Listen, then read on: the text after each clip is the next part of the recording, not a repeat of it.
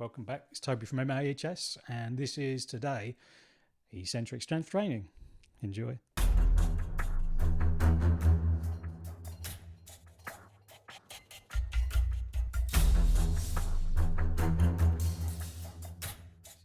So today we're looking at eccentric training. I particularly like this sort of style at the moment. This is how I built my legs up, my upper body. The eccentric training has to be a paramount. It will help prevent tendons from rupturing, and it will help prevent muscles from rupturing as well, or tearing. Anyway, enough of that. Let's crack on. Taking simple exercises such as the press-ups. You start at the top, come all the way down, but nice and slowly, taking 4 to 5 seconds. Once you hit the bottom, fire it back up.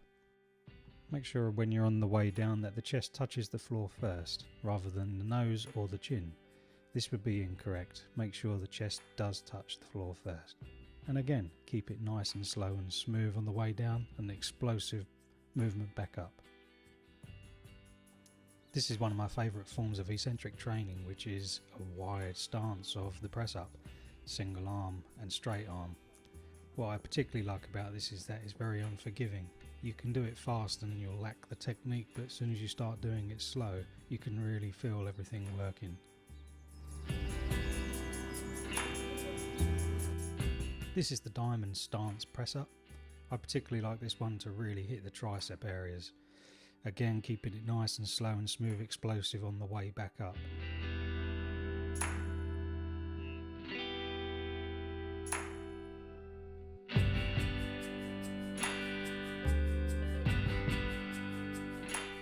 If you are struggling with these exercises, try this variation. Just cross your feet, put your knees together and put them on the floor, and this will take a lot of the weight off. This is the pike press, and this is very good for strengthening the shoulders and triceps. Remember, keep the legs as straight as possible and keep the hips as high as you can. And then come down and just touch the forehead on the floor or the top of the head. Keep those shoulders in nice and tight as much as you can as well, and really push on your way back up.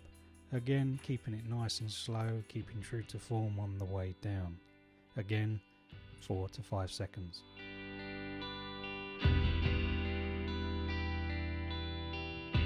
This for sure is one of the hardest press exercises that you'll encounter. This takes a lot of strength to actually come down really slow and trying to put the knee to the elbow, and then exploding on the way back up.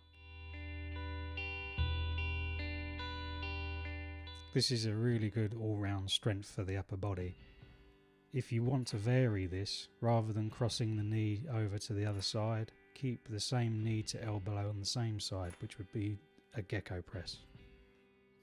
This is a really nice pull-up variation. This really does keep the muscles active while you're doing this particular exercise. Pull up and then slowly drop yourself down, 4 to 5 seconds again. Come back up again. Welcome to plank walkouts. Now this can be brutal. Try and get your hands out as far as they can and try and get your chest touching the floor or your nose or your chin. The idea is to make yourself look as flat as possible. Make sure you engage everything. Do be careful, there is a high risk of injury at this point, so make sure all muscles are engaged. This exercise is elbow to knee, taken from yoga. There is a variation, so this is when you have your knee on the ground, which you'll see on the left hand side of the screen now. Again, this is very active, so make sure you engage your core. This is another variation of elbow to knee called the flag.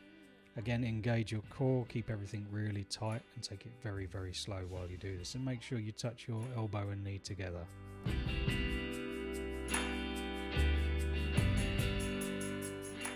Straight leg reverse lunge.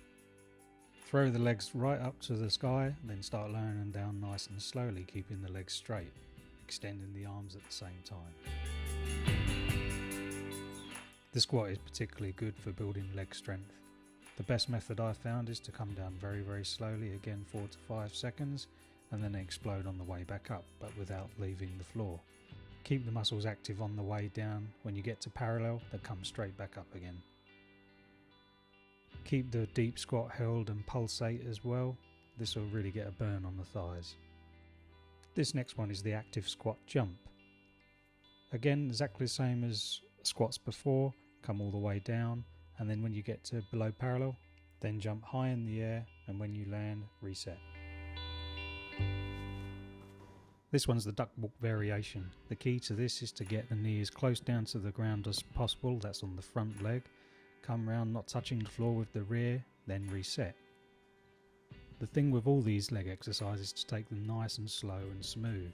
You'll find that your power will increase as your leg mass increases, which will make you be a lot faster and more explosive.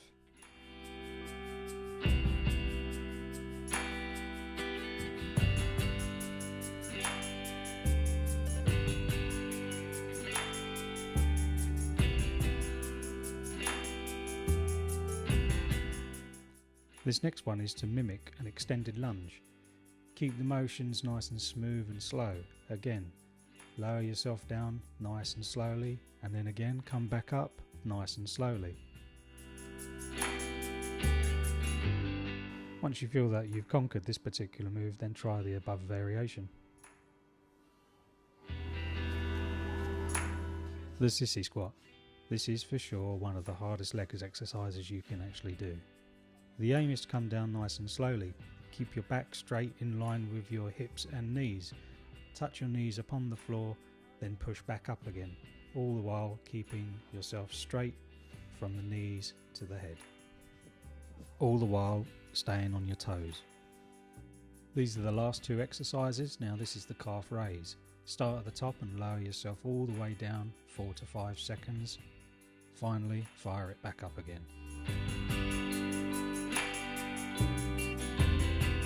And lastly, lower yourself down, keep a nice big stretch and apply a little bit of pressure.